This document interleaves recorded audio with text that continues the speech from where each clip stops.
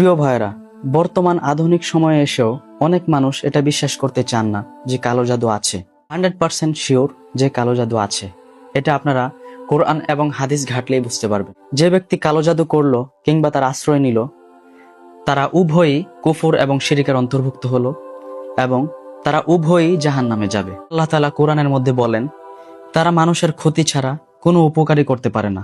কালো জাদু একটি ধ্বংসাত্মক খেলা, নিঃসন্দেহে এর দ্বারা জাহান্নামে জ্বলতে হবে। শুধু তাই নয়, কালো জাদুর মাধ্যমে মহান আল্লাহর সাথে শিরিক করা হয়। রাসূল সাল্লাল্লাহু আলাইহি সাল্লাম বলেন, 7টি ধ্বংসকারী জিনিস থেকে বাঁচো, তার মধ্যে একটি হলো জাদু করা। প্রিয় ভাইরা, চলুন কখনোই এমন মন্দ কাজ আমরা না করি।